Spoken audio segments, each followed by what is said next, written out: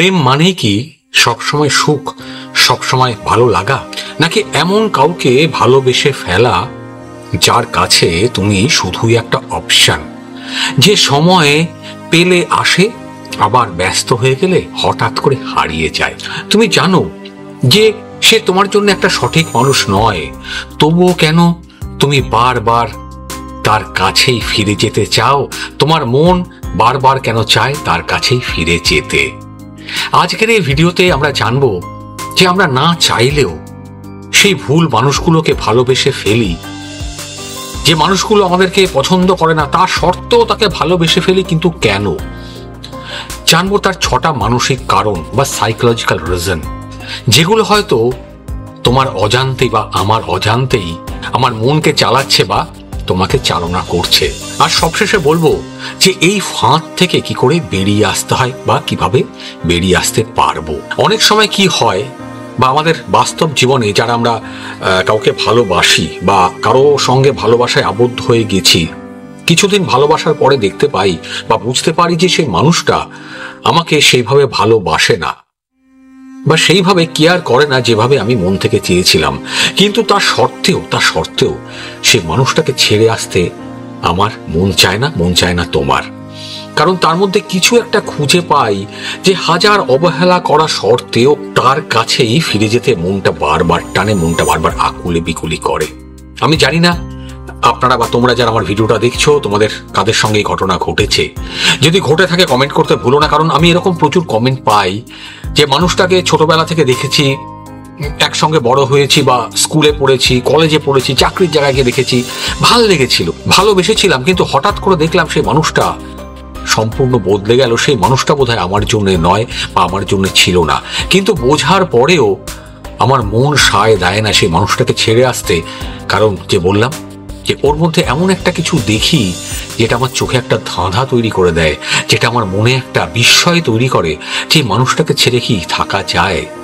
কাজে রিকোয়েস্ট করবো, যদি জানতে চাও তার সাইকোলজিক্যাল কারণ, কেন আমরা টক্সিক রিলেশন বা খারাপ মানুষ যারা আছেন তাদের সঙ্গে সম্পর্কে জড়িয়ে থাকি বা জড়িয়ে থাকতে বাধ্য হই, যদি ভালো লাগে তাহলে রিকোয়েস্ট করবো মাইন্ড ম্যাটার বাংলা চ্যানেলটা অবশ্যই সাবস্ক্রাইব করতে, লাইক করতে, আর বেল আইকনটা প্রেস করতে, আর অনেক শেয়ার করতে, আর অনেক না কমেন্ট করতে। আমি জানি না আমার ভিডিওগুলো তোমাদের কাছে পৌঁছচ্ছে কিনা, যদি পৌঁছয় তাহলে ভালো, না পৌঁছলে একটু সার্চ করে দেখো। আর একটা কথা ছোট করে বলি, তোমরা আমাকে অনেকেই ফোন করো, আমার হোয়াটসঅ্যাপ নাম্বার দেওয়া আছে। বাধ্য হয়ে কিছু কারণ আমি এই নাম্বারটা বন্ধ করেছিলাম, কারণ বহু মানুষ এত বাজে কথা বলেন, এত বাজেভাবে আমাকে কি বলবো, মানে বাজে বাজে কথা বলেন, খারাপ লাগে। সেই কারণে বাধ্য হয়ে আমি এই নাম্বারটা অফ করেছিলাম, আমি আবার অন করেছি। তোমরা যারা আমার সঙ্গে কথা বলতে চাও তারা শনিবার ফোন করতে পারো 8টার পরে, কিন্তু তার আগে অবশ্যই হোয়াটসঅ্যাপ করবে যে কি কারণে কথা বলতে চাইছো। পারলে একটা হোয়াটসঅ্যাপ ভয়েস মেসেজ করবে, তাহলে আমার বুঝতে সুবিধা হবে যে তুমি কি নিয়ে জানতে চাইছো, তাহলে সাজেশনটা শর্ট টাইমের মধ্যে দিতে পারবো। কারণ আমি এটার জন্য কোনো কনসালটেন্সি ফিস নিই না। আমি চাই মানুষের একটু যদি ভালো করতে পারি তাহলে জানবো আমারও হয়তো ভালো হবে। ঈশ্বর আল্লাহ গড ওপরে আছেন, হয়তো আমাদের সবার ভালো করবেন। যাই হোক, অনেকক্ষণ বকবক করলাম, আসল কথায় ফিরে আসি যে আমরা এই টক্সিক রিলেশন কেন মেনটেন করি বা এই খারাপ ভেবেও সেই মানুষটাকে কেন ছেড়ে চলে যেতে পারি না। 1 নম্বর, ছোটবেলায় একটা অভাব থাকে আমাদের, যেটাকে বলা হয় আনমেট ইমোশনাল নিডস। আমাদের মধ্যে অনেকেই হয়তো ছোটবেলায় পরিবারের থেকে বা বাবা মা যারা ছিলেন তাদের থেকে বেশি ভালোবাসা বা গুরুত্ব পাইনি। মা বাবা ব্যস্ত থাকতেন, চাকরি করছেন, অফিস যাচ্ছেন বা অন্য কোনো কাজে, যা আমাদেরকে সেরকম ভাবে কোনো ইমোশন দেখাতো না বা তারা পারতেন না। তখন আমাদের মনে একটা ভ্যাকুয়াম বা একটা খালি জায়গা তৈরি হতো, একটা ভালোবাসা না পাওয়ার যন্ত্রণা, একটা খিদে, যেটা আমরা ছোটবেলায় সবাই চাই। আর বড় হয়ে সেই অভাবটা পূরণ করতে গিয়েই আমরা এমন একটা কাউকে আকর্ষণীয় মনে করি যে আমাদের সেই একই একটা অভাববোধের রেপ্লিকা তৈরি করে দেয় আমাদের সামনে।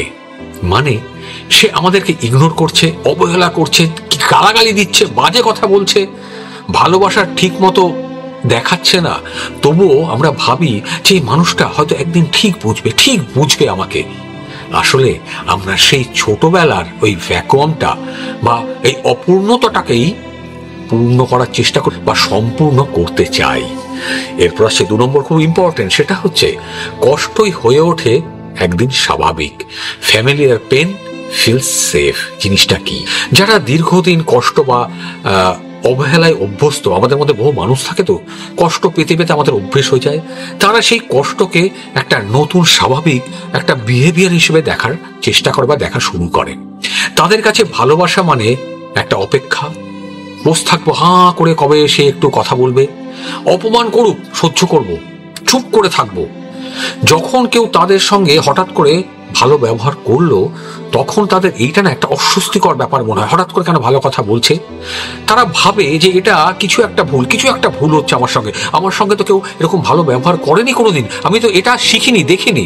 এর ফলে কি হয়, যে মানুষটা তাদেরকে সম্মান করে, একটুখানি ভালোবাসার কথা বলে, তারা তাকে দূরে ঠেলে দেয়, আর যে তাকে কষ্ট দেয় প্রতি মুহূর্তে তাকে আঁকড়ে ধরে। এটা হলো হিউম্যান সাইকোলজি, এটা বোঝো। যে মানুষরা আমরা যারা ভালোবাসা পাইনি কোনোদিন, আমাদেরকে যদি হঠাৎ করে ভালোবাসা দেখায়, আমাদের অদ্ভুত লাগে, এই কি ভালোবাসা বলছে, ঠিক না। যখন আমরা সেই ছোটবেলার স্মৃতিটা, আমাদের মাথার পেছনে একটা অংশ আছে অ্যামিগডালা, সেখানে রয়ে যায়, যখন স্মৃতিতে সেটা হিট করে যে আমি তো ওটাতে অভ্যস্ত, আমি তো গালাগালি খেয়ে অভ্যস্ত, এটাই বোধহয় ঠিক। এটা কিন্তু মারাত্মক জিনিস। এর জন্যই আমরা খারাপ মানুষদের সঙ্গে সম্পর্কে জড়িয়ে পড়ি, তাদেরকে ছেড়ে বেরিয়ে আসতে পারি না।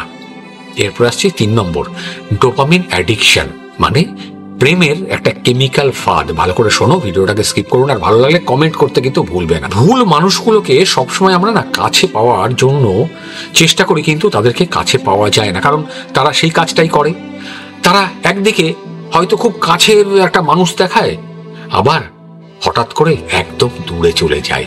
এই অনিশ্চয়তা যেটা তৈরি করে, সেটা আমাদের মস্তিষ্কে ডোপামিন নামে একটা হরমোন বা কেমিক্যাল বাড়িয়ে তোলে।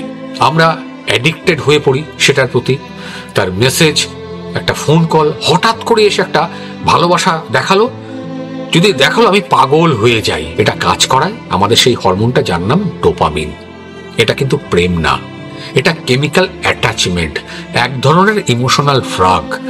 আর আমরা সেটা বুঝতে না পেরে বলি, আমি ওকে ছাড়া থাকতে পারবো না, ওকে ছাড়া আমি থাকতে পারি না। এরপর আছে 4 নম্বর, আমরা সারাক্ষণ ভাবি ও হয়তো এরকমই, কিন্তু ঠিক হয়ে যাবে, আমি ওকে ঠিক করে দেব। ফিক্সার সিনড্রোম, ইংরেজি শব্দ, বুঝিয়ে বলছে, বোঝার চেষ্টা করো। আমি ভাবি, বা তোমরাও ভাবো, যে ও খুব কষ্টে আছে, ওর জীবনে অনেক সমস্যা, ব্যস্ত থাকে, অনেক কিছু নিয়ে ভাবে, তাই হয়তো আমাকে ঠিক করে না ভালোবাসতে পারছে না বা সময় দিতে পারছে না। আমি থাকলে, বা আমি যখন ওর কাছে থাকবো বা পৌঁছবো, ও কিন্তু ঠিক হয়ে যাবে। আর কি হয় জানো তো, এই ভাবনাটা আমাদেরকে একজন সেভার বানিয়ে দেয়। কিন্তু আসল সত্যিটা কি জানো? আসল সত্যিটা হলো, ও নিজে বদলাতে না চাইলে তুমি 1000 চেষ্টা করেও তাকে কিন্তু বদলাতে পারবে না। আস্তে আস্তে নিজে শেষ হয়ে যাবে, কুড়ে কুড়ে নিজের মনটাকে ধ্বংস করে ফেলবে, মরে যাবে মানসিক যন্ত্রণায়, তোমার শরীরে মানসিক যন্ত্রণা বাড়বে। সেই মানুষটা কিন্তু জীবনে বদলাবে না, কারণ সেই মানুষটা ভালোবাসে যন্ত্রণা দিতে। এরপর আসছে 5 নম্বর, নিজের মূল্য না বোঝা, লো সেলফ ওর্থ।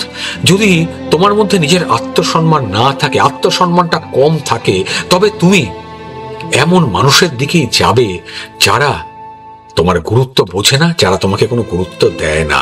তুমি হয়তো মনে মনে বিশ্বাস করো যে আমি ভালোবাসা ডিজার্ভ করি না, আমাকে কেউ ভালোবাসে বা ভালোবাসবে দূর হতেই পারে না, কিন্তু এটা ভুল।